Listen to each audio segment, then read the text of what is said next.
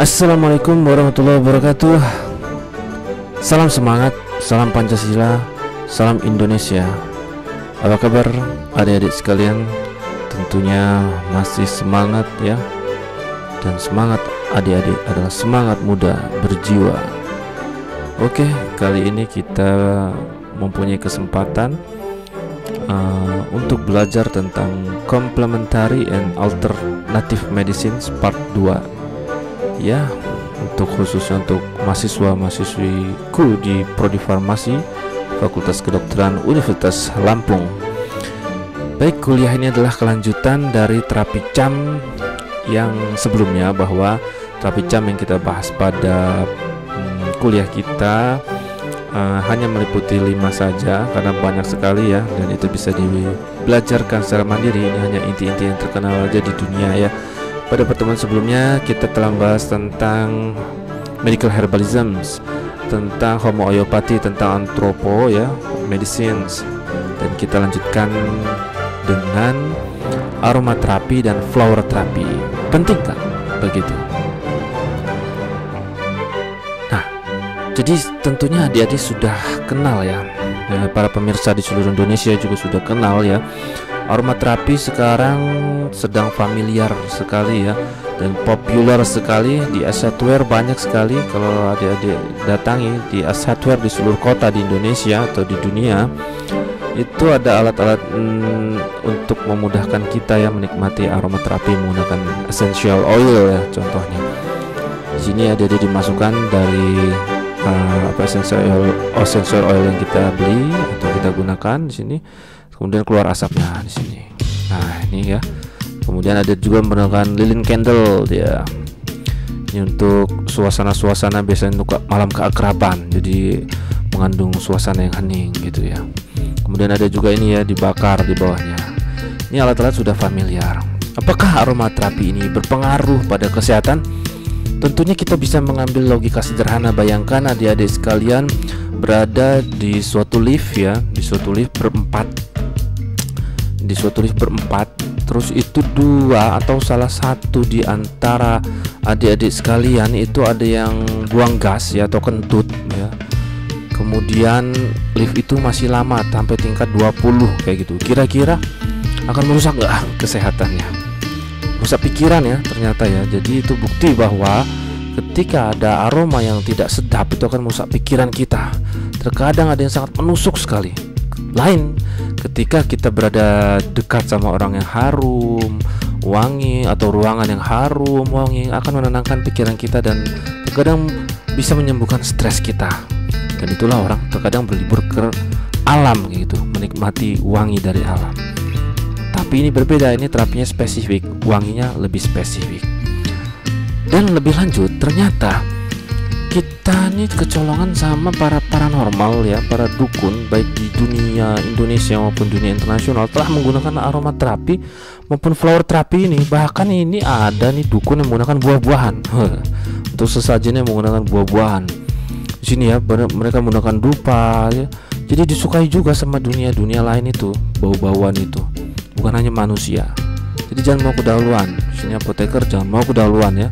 Farmasis atau para penonton di seluruh Indonesia ya, jangan mau kedahuluan, karena ternyata mereka sudah menyadari duluan fungsi dari aromaterapi ini. Luar biasa. Baik, sekedar pengenalan ya, aromaterapi yang sudah berkembang luas.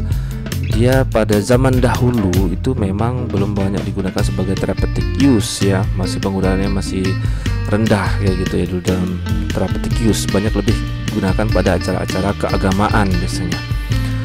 Ternyata sampai sekarang bisa dia berkembang penggunaannya. Ini adalah riwayat-riwayat perkembangan ya dari dunia aromaterapi. Memang yang berjasa itu seperti ada ilmuwan ternama dari Prancis nih, parfumer chemist ini ya. Ini ya berjasa ini yang terrecord di dunia, seorang wanita pria nih, Reine Maurice Gattefossé ya. Kemudian dia nih konyolnya, dia mencoba pada tangannya sendiri, dia mencoba pada tangan sendiri membakar tangannya di lab ya, tapi nggak semuanya. Kemudian menyembuhkan luka bakar itu menggunakan lavender oil, dan ternyata bisa sembuh gitu ya. Tapi ya nggak sempurna juga itu. Ini membuktikan bahwa essential oil itu bermanfaat secara terapeutis juga. Begitu, terus berkembang pemanfaatannya. Gara-gara itu terus berkembang, dilanjutkan oleh peneliti-peneliti lain sampai berkembanglah sampai zaman sekarang untuk therapeutic use atau medical disorder. Kemudian dalam modern aromaterapi jadi menggunakan essential oil ya.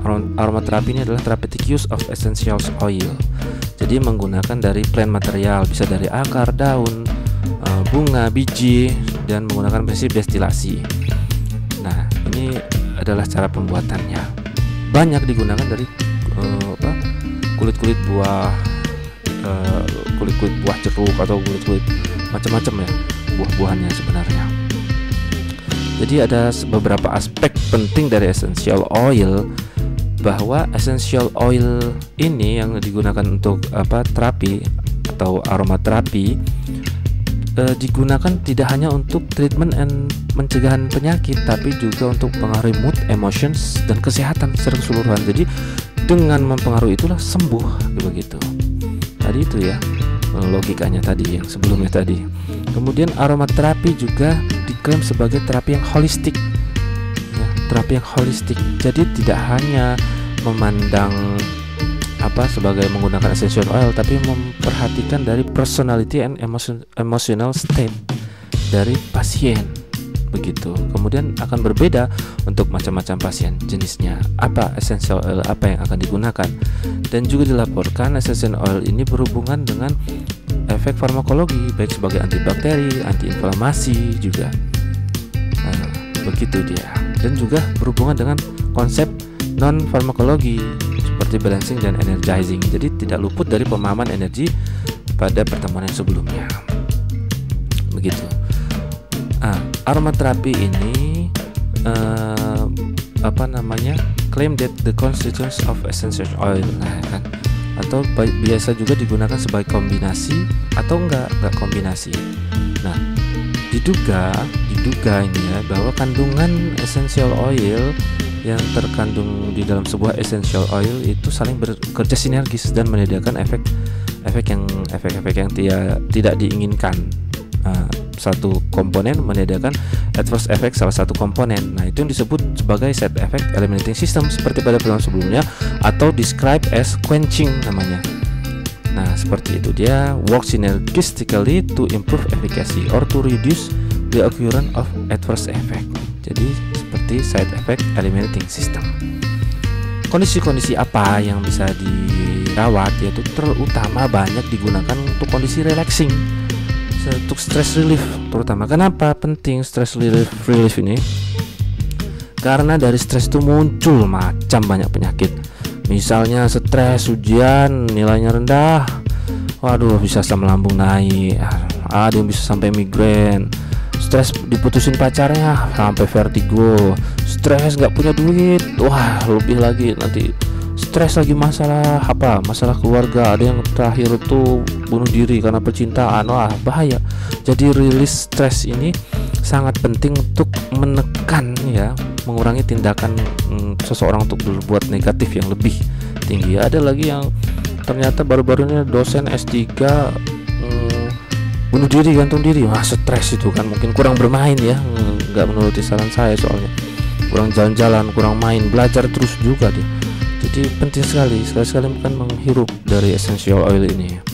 Jadi relaxing stress itu penting, jangan diremehkan, pun akar dari segala macam penyakit biasanya. Kemudian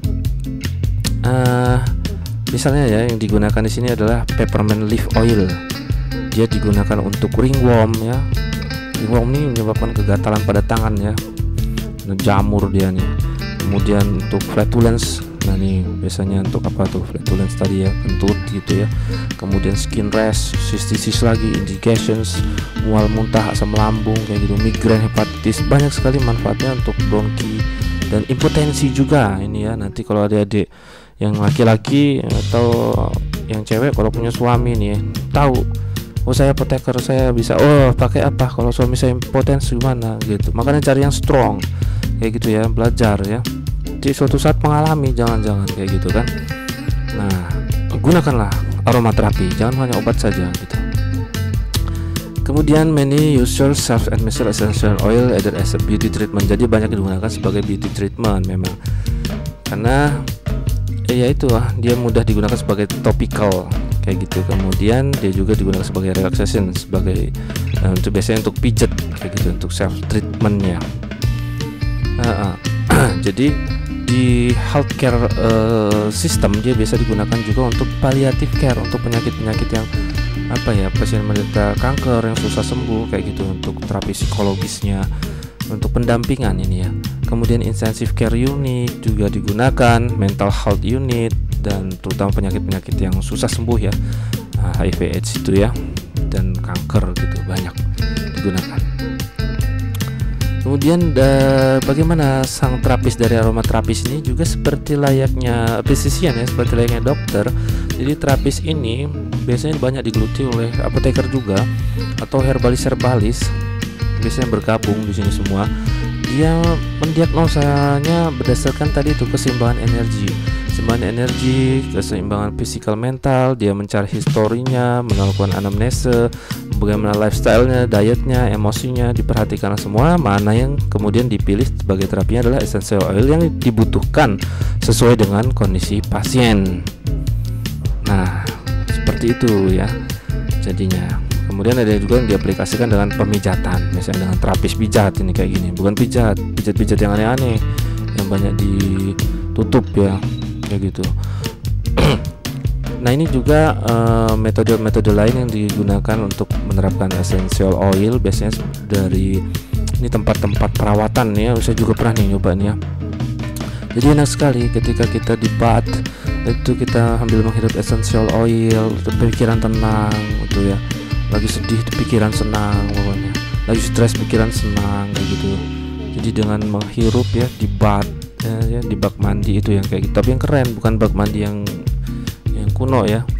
Kemudian dengan cara dihisap juga inhalation, tapi jangan deket-deket ya. Kemudian menggunakan vaporizers dan burners ya, seperti yang di depan tadi. Essential oil ya, di situ banyak terkenal, misalnya natural lavender paling yang banyak terkenal digunakan. Dia mengandung banyak sebuah essential oil mengandung 100 atau lebih chemical constituent yang konsentrasinya biasanya 1% atau di bawahnya. Tentunya semua sangat bermanfaat. Ada juga yang hanya mengandung 1 or 2 major constituent, dan ini juga bermanfaat secara terapeutik dan membuat efek toksik juga terkadang ya.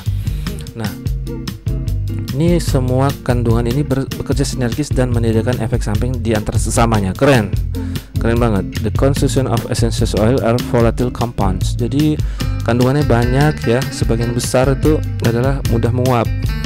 Itulah kenapa harus disimpan di dalam kondisi-kondisi tertentu yang bebas dari cahaya, panas, udara, kelembapan. Itu harus diperhatikan karena dia akan kandungannya bisa berkurang seiring waktu. Itulah kenapa dia botolnya khusus ya, kalau diperhatikan tuh agak gelap kayak gitu, karena senyawanya mudah menguap, sensitif sekali.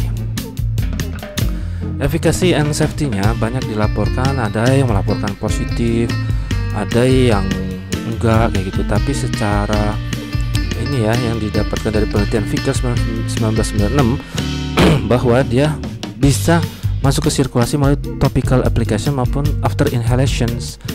Cuman tidak banyak ya, very small, masih dalam batas aman, sehingga dia memacu efek farmakologi karena dia diabsorpsi juga ya by the other on the olfactory system kita. Jadi absorpsi juga mau masuk ke sirkulasi. Jadi topical and after inhalations. Memang efek-efeknya secara khusus sudah ditunjukkan pada percobaan-percobaan secara in vitro juga, dan menggunakan model-model animals. Tapi ketika dilanjutkan dalam studi klinik, ternyata efeknya belum terlalu terlihatan. Bahkan terkadang pakai minyak biasa juga sama aja message-nya kayak gitu dalam suatu penelitian yang dituangkan oleh Barnes. Serak dikit ya. Jadi begitu secara efikasinya. Dan untuk safety-nya juga masih limited ya. Paling tidak dia bisa menyebabkan ngantuk, kepala pusing, atau mual kayak gitu ya. Cuman ya tidak terlalu parah lah.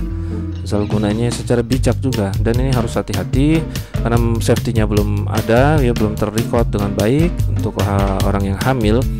Jadi nanti kalau adik-adik hamil tuh hati-hati juga ya, nanti di trimester pertama misalnya mau nikah gitu kan.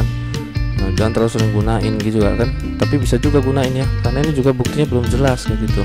Dan harus hati-hati terhadap pasien yang epilepsi.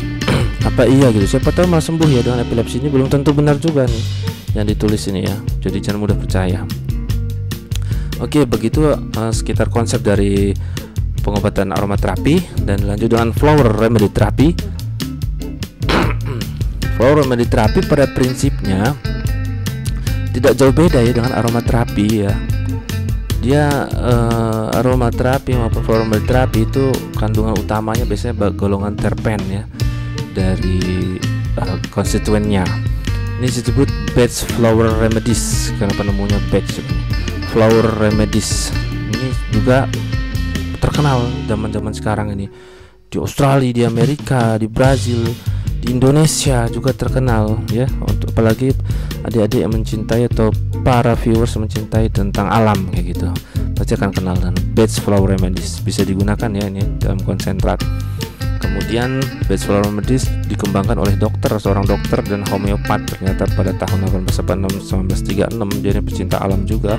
Dia berdasarkan konsep bahwa pemikiran negatif bisa menyebabkan penyakit ya pada fisik, sehingga pikiran-pikiran itulah yang akan menjadi target ya. Dengan membenarkan pada pasien psychological state, penyakit itu akan hilang.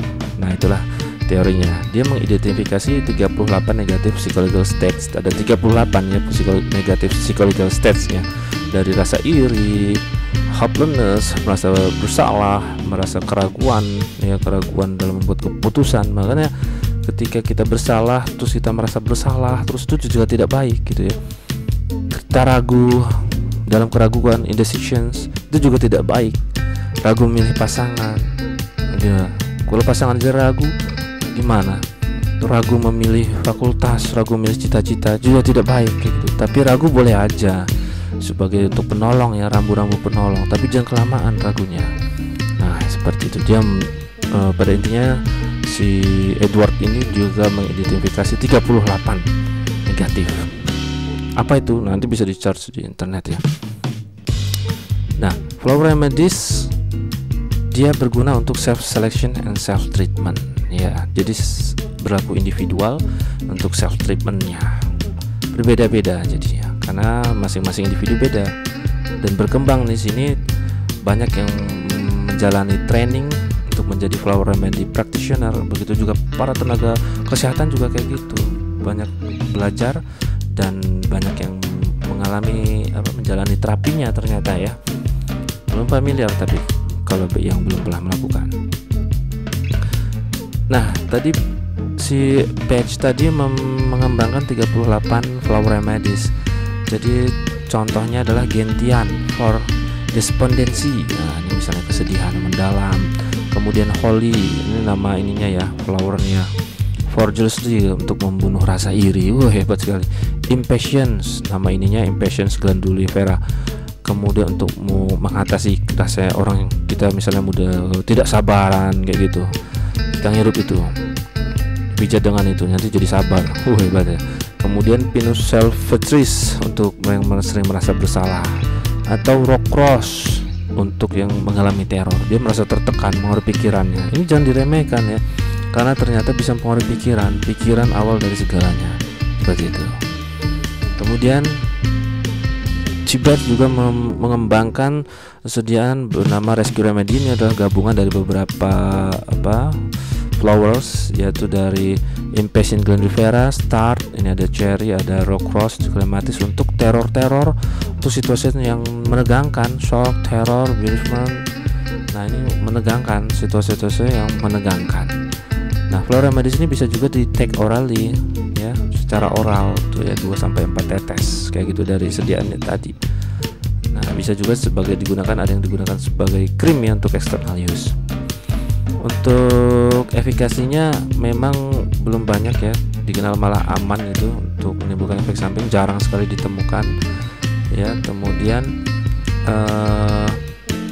banyak manfaatnya, dia sebagai self treatment ya, lack of both experimental and clinical. Jadi masih sedikit sekali bukti experimental and clinical research-nya tentang efek-efek sampingnya. Nah, sangat populer ya. Dan karena terapi ini sangat populer cenderung aman gitu. Very popular cenderung aman, tapi masih kontroversial juga sih sebenarnya aplikasinya, bermanfaat apa enggak, apakah secara psikologi atau enggak. Cuman ya kita percaya juga gitu. Ya buktinya analogika tadi, ketika kita berada di dalam ruangan yang harum, situasi yang ini, kita membuat tenang gitu, suasana kamar yang tenang kayak gitu ya, yang wangi, ya kan membentuk mempengaruhi dalam pikiran kita dan mempengaruhi sebenarnya neurotransmitter kita. Dan seperti itu ya pengaruh dari terapi bunga, flower remedy. Sebagai general conclusions, setelah kita mempelajari ternyata dari CHAM itu ada banyak ya medical herbalisms yang dikembangkan di Eropa traditions, itu juga berdasarkan passion psychological and emotional yang digabungkan dengan herbs. Homeopati juga seperti itu, menggabungkan antara psychological, emotional, physical health, dan dengan menggunakan tinctur ya yang mempunyai potentiations.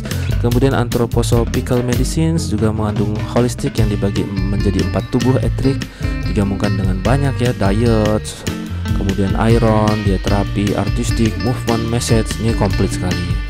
Kemudian aromaterapi menggunakan trapezius, menggunakan essential oil untuk self treatment.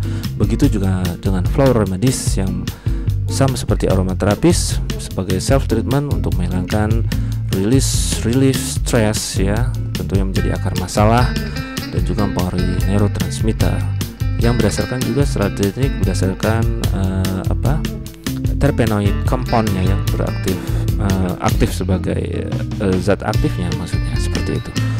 Itulah perbandingan dan kesimpulan dari 5 CHAMs yang kita diskusikan. Semoga bermanfaat.